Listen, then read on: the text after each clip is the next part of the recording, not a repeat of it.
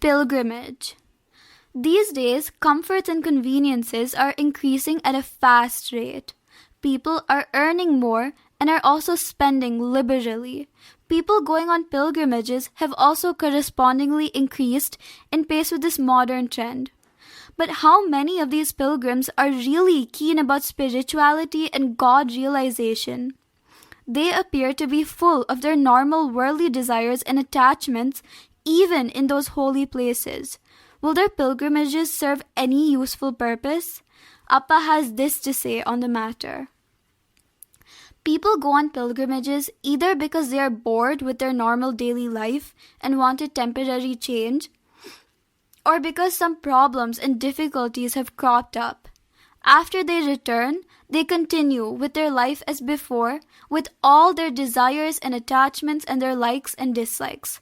Their fondnesses, attachments, infatuations, as well as their dislikes, hatreds, and jealousies remain as strong as before. But the real purpose for which a pilgrimage has to be undertaken is altogether different. Looking at it from a different angle, it may also be said that a genuine devotee whose devotion to God is selfless and total would not be having any desire, nor would there be any need for him to undertake any pilgrimage. God would have made such a devotee his own and would be guiding him at every step. If a person cultivates the friendship and company of such an advanced devotee and goes on a pilgrimage in his company, he would be most fortunate and will derive immense spiritual benefit. If he continues his satsang with such devotees of very high caliber, one day or the other he will definitely reach the goal of self-realization. Also because real satsang possesses such magical powers of very high potency. Body consciousness and witness consciousness. To the devotee who focuses his attention towards the eternal witness inside him and journeys towards that, God has endowed him with a body, sense organs, and mind so that he can know and experience the various subtle stages he journeys through. With the help of these, he can experience that joy, that supreme bliss. By living in such a body, he can delve deep into himself at his will and experience that supernal and unique bliss and joy. Ultimately, he can merge himself in that bliss and become that itself. Without the body and the mind, how can one experience the unique bliss of that eternal witness? Because of the body and sense organs only, the normal body-conscious mind can grow into divine-conscious mind and merge in that. Though that reality is unseen and unseeable with our ordinary eyes, our mind can attain divine consciousness and see that, know that, and merge in that. As long as it remains merged, it becomes that itself, losing its own identity. Only when it surfaces and regains its body consciousness, it can function in the world. Like this, Brahmagnanis, yogis, and saints, even while living in this body, become that at their will. After repeatedly enjoying that supreme bliss, that supernal joy, they lose all interest in worldly affairs, joys, and pleasures. This is because what they see, experience, and enjoy is the ultimate, eternal, and supreme bliss, which surpasses all other joys and blisses. And they experience and enjoy that even while living in this body. They have already attained liberation, salvation, even while living in the body. They are least bothered whether the body remains or drops off, because they have become that. One who has reached such a state becomes all love and all compassion. Such love and compassion no other human being can have. His boundless love flows equally towards all living species. He loves everyone. He is compassionate to everyone. He can never intend to injure the feelings of anyone else. He gives joy and happiness to all others always. he will be unique in this respect. Even if one remembers such a saint, he will experience great joy. If a person thinks deeply about him, he feels an upsurge of fresh energy and enthusiasm rising within him. If one can attain all this by just remembering or thinking about him remaining where he is, can one even imagine what will actually happen if he actually goes and courts the company of such a saint?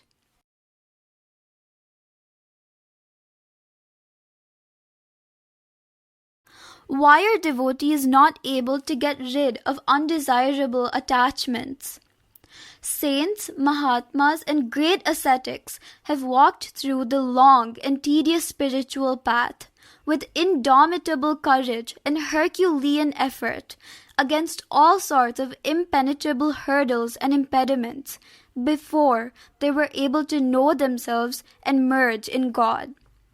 And they tell their devotees that if they want to end their sorrow and gain everlasting joy and bliss, they should be prepared to strive themselves to their utmost in their sadhana for God realization.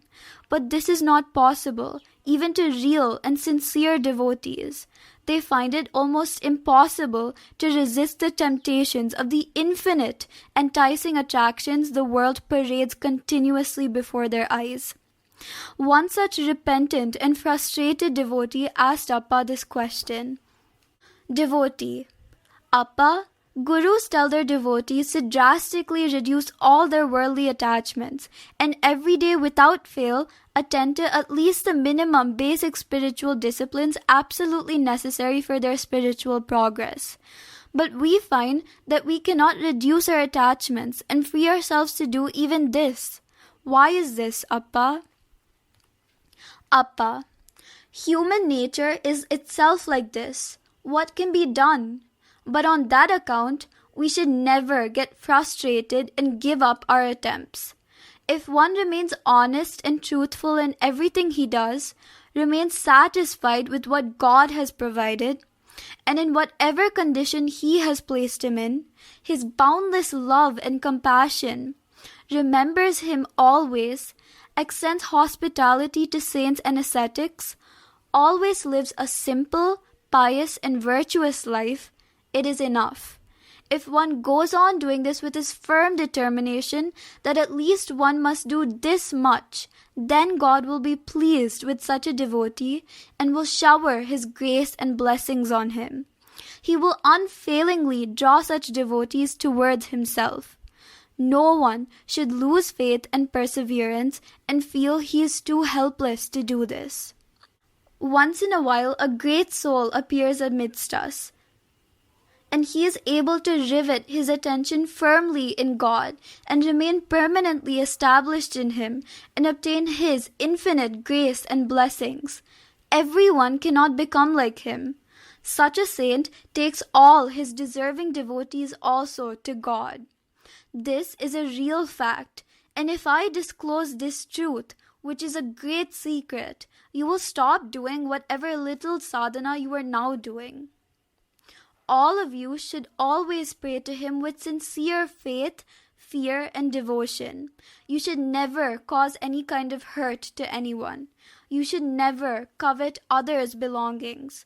On the other hand, you should be ever willing to lose, part with, or let go whatever you possess. You should reduce your wants and desires to the barest minimum. You should remain satisfied and contented with whatever you have and live your life cheerfully and happily.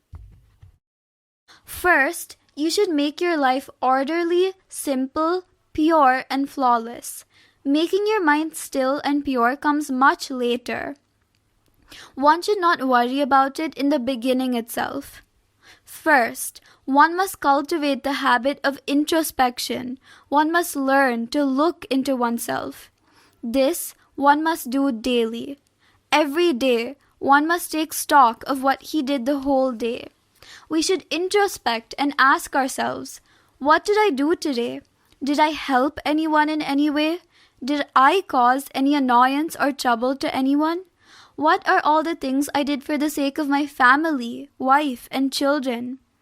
But did I do anything at all for my own soul's upliftment, for my progress in spirituality, for the fulfillment of my own life, for making myself dear to God? One should do this daily, calmly and deeply. One should use his intelligence and power of discretion wisely and go on changing the general pattern of his life suitably, step by step. Generally, man is never satisfied with what he has and desires to amass more and more wealth. Whatever more he earns and howsoever he earns that extra, he feels very, very happy. Even if he has earned that extra money by unfair and unjust means, or even by causing misery and distress to innocent and helpless people, he does not at all feel bad. Instead, he justifies himself. This is so with most business people and quite a large number of lawyers, doctors, police, etc. They really never want to help people in distress. Instead, they feel like mercilessly exploiting helpless people who are in distress. A moneylender, for example, awaits the opportunity to extract exorbitantly high interest from people in dire distress. Will he really help them by lending money? Does he really possess any such good intentions? Many times, God will be testing people. The person undergoing such tests will not know it at all.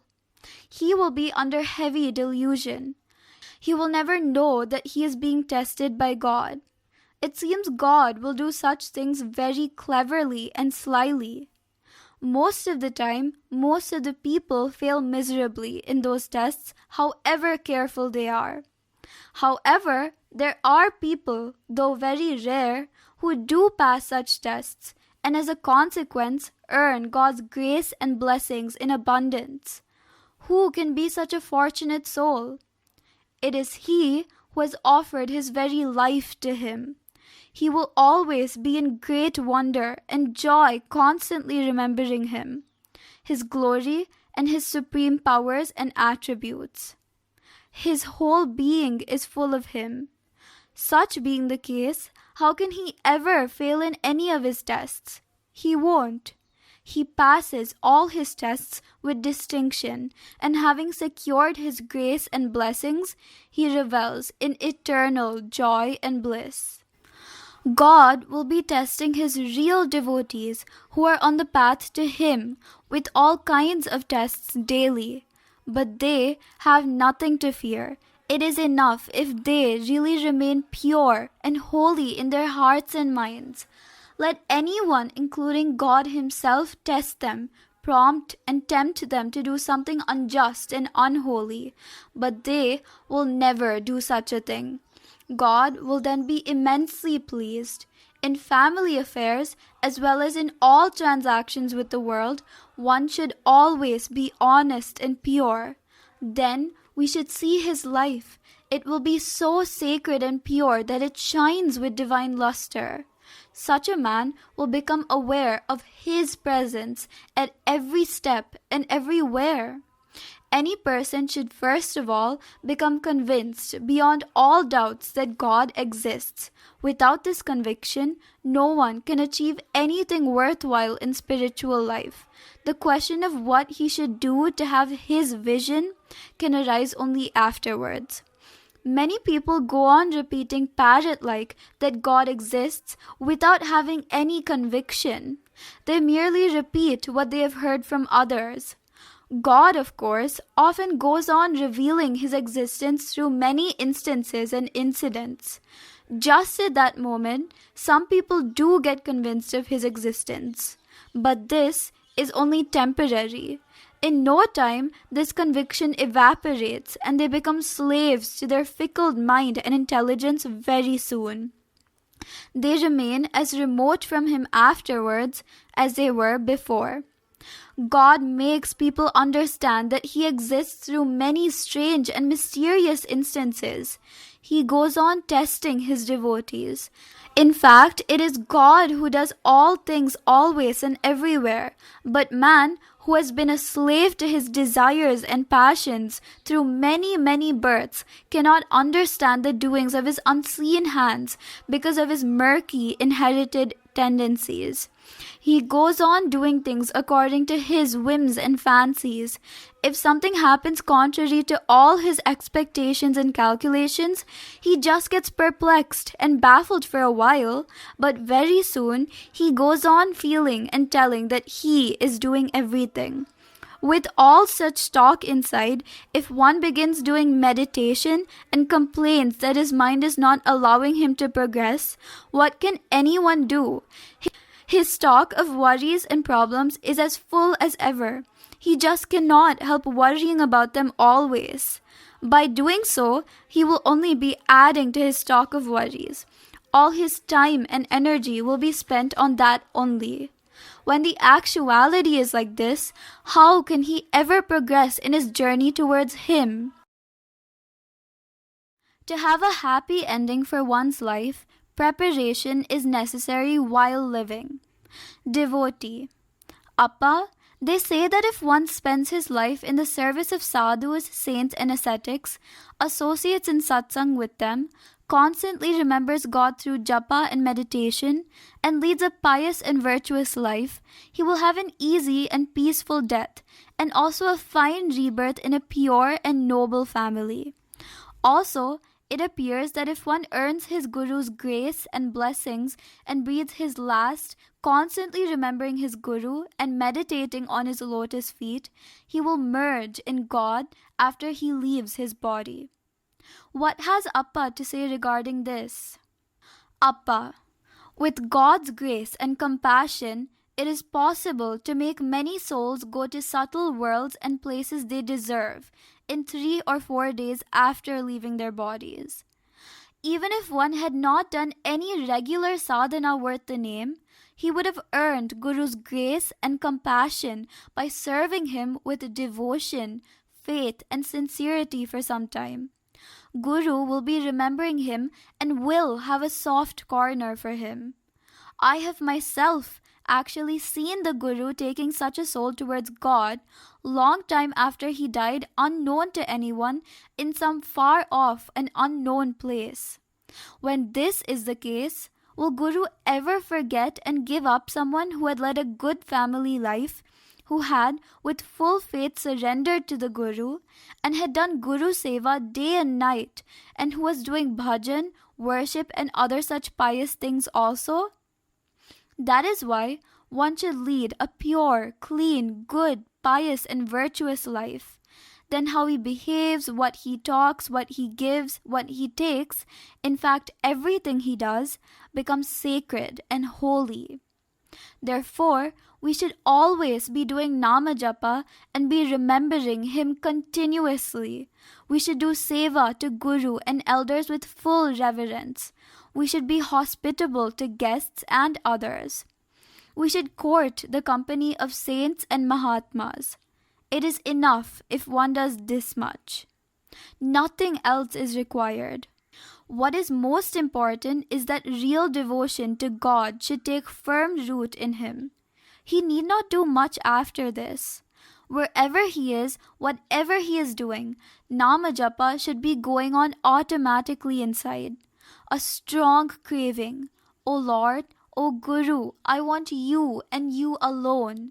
This alone is sufficient for me. I don't want anything else. I have no other desire except this. Should develop and go on growing in its intensity. The feeling that there's nothing greater than the Guru, that he is supreme, should become firm and go on growing in strength. Then nothing else. Yoga, sadhana, mind control, samadhi, siddhi, nothing is required. God will be eagerly looking for these kind of devotees. He makes them his own in no time. He will be guiding them at every step and drawing them to himself. To control the mind is a great sadhana. No one will be able to stop its movements totally. We belong to this world and we have this body. So it is difficult to make the mind totally still. But we should never give up our attempt to make it still. We should go on trying to fix our mind firmly in God.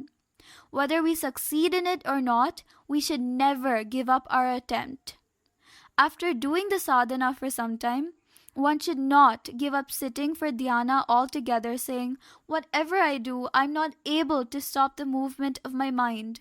Whenever I sit and try to control the mind, I go on seeing all sorts of things. Let anything come on the mental screen. One should not mind.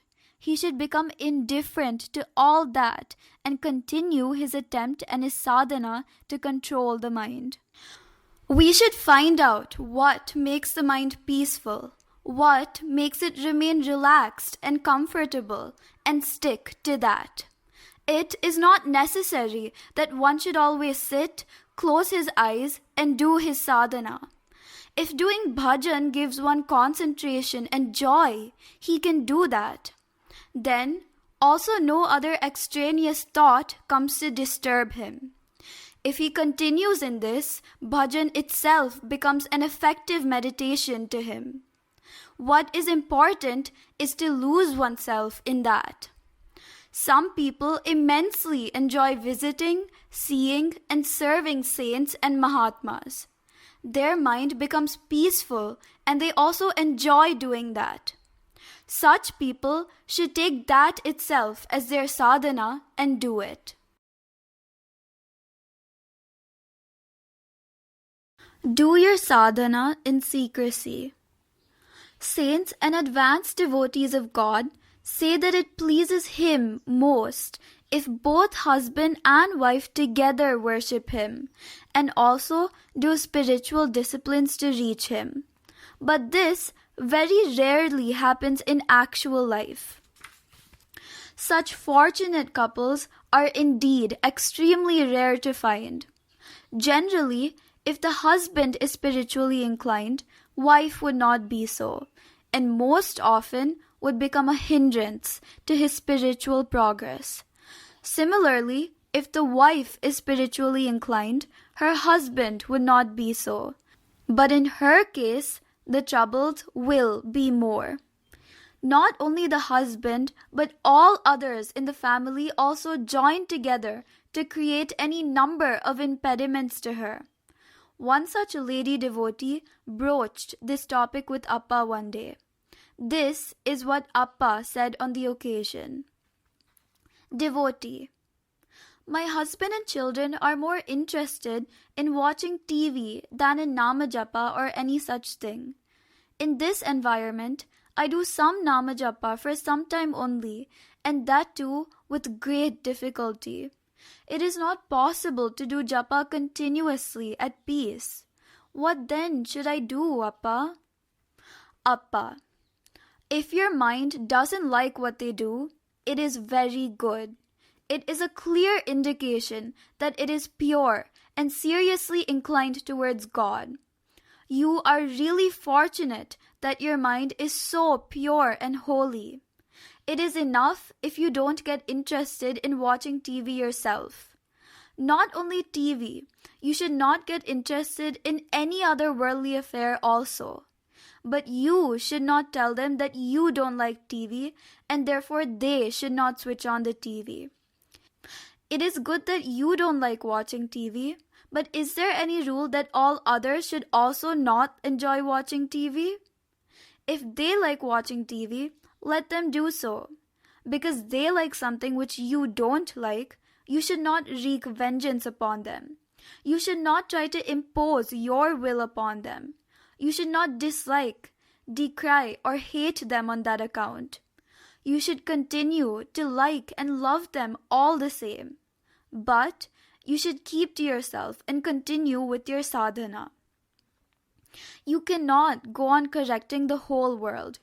You shouldn't even feel that your husband and children should be like you so that you could do more japa, worship, and sadhana and increase your devotion to God. Leave them to themselves. After all, who is your husband? Who are your children? Where were they before your marriage? Just now, all of you are living together due to God's will. That's all. So many things have happened to so many people. according to your destiny, you have come here, have become a wife to your husband, and you are now living with them. Whatever is your liking and interest, nama japa, puja, or anything, keep it within yourself. Don't talk about them or show them outwardly. You cannot, by talking about such things to others, compel them to change their outlook to your point of view. You should quietly go on doing such things which give you happiness and joy. You should really feel happy and grateful that your husband and children keep watching TV and do not come in the way of your sadhana.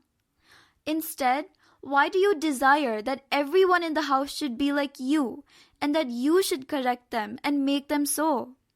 Nobody would ever become like another. Never. Also, no one would be able to like another totally in all respects. Just now all of you are living together. Sooner or later, they will not be with you. So, wherever you are at any time, you should learn to be yourself and live a good and pious life. You should not even make them know that you are fond of bhajan, puja, dhyana, etc. Only when they come to know that, they begin showing their dissatisfaction, annoyance, etc. and come in the way of your sadhana. Let them be seeing their TV. You can sit right in front of the TV and go on doing your japa. Instead of this, if you begin saying, I want to do japa, I want to sit for meditation, don't put the TV, then you will be focusing your attention more on them and their TV and not on your japa and dhyana. You will ultimately end up in giving up what little sadhana you are doing now. Why do you want to control others? We know we cannot even control our own minds.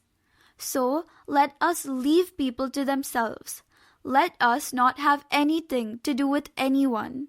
Let us not begin disliking and hating people in the house. With full of love and affection, you can tell your husband and children that if they can do like this, if they can go this way, it would perhaps be better. Let them listen if they want. Even if they don't, it should not cause any concern to you. Instead, if you begin trying to correct them to bring them to your way, only your life will come to an end, that's all. They wouldn't have changed a wee bit. What would you achieve finally? You would have only wasted this precious human birth. So you should never do such a thing. You should concentrate on fulfilling your life. More than your husband and children, you should consider your fellow devotees, ascetics, and saints as your real relatives. Developing mutual loving relationships with them, learning wholesome habits and spiritual disciplines from them, and supporting one another mutually, you should enrich your life with purity and wisdom. You should know that fellow devotees, sadhus, and saints are your real well-wishers. Consider them as your real family members and be relaxed and happy. Even if you don't feel so, they will not give you up. All devotees belong to one family. Their relationship with you would have continued from many births. This family of devotees is heading towards God. So you should really become eager and anxious to join them. Instead of doing this worthwhile thing, you should not sit worrying as to how to change your husband and children to your way. Do your part in the family as wife and mother correctly. That is sufficient. Instead, if you get busy trying to correct them, your life will come to an end, that's all. What would you have achieved for yourself? Nothing at all, absolutely.